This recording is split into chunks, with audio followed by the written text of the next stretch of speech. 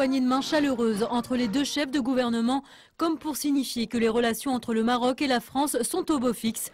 Autre signe qui ne trompe pas, le nombre de ministres de premier plan présents à cette réunion, 12 côté marocain et 9 ministres côté français, dont ceux de la justice, essentiels dans le contexte sécuritaire actuel.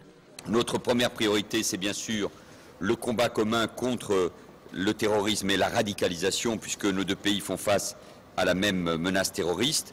Et pour résumer les choses sur ce sujet-là, le partenariat franco-marocain est plus que jamais un rempart qui conditionne notre sécurité commune.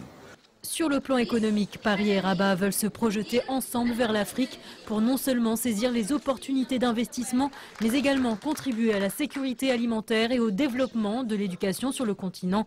D'ailleurs, près de 300 millions de dirhams ont été mobilisés par la France pour les PME marocaines qui souhaitent se développer sur le continent.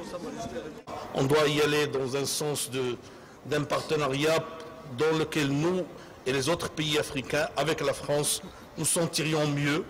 Il y a eu un passé, ce passé est désormais passé, il y avait des choses positives, des choses négatives. Aujourd'hui, on doit aller vers des choses encore plus heureuses pour tout le monde. Le Maroc et la France, deux pays amis qui partagent la même analyse d'un monde qui change. Ainsi, 14 conventions ont été signées aujourd'hui à Matignon, notamment sur les énergies renouvelables et sur l'éducation. En marge des travaux de cette 12e réunion de haut niveau France-Maroc, le ministre de l'Intérieur Mohamed Hassad et son homologue français Bernard Cazeneuve se sont entretenus sur la table des discussions la coopération en matière de lutte contre le terrorisme et la criminalité organisée sous toutes ses formes, et ce par un échange confiant et intense de renseignements et d'expérience.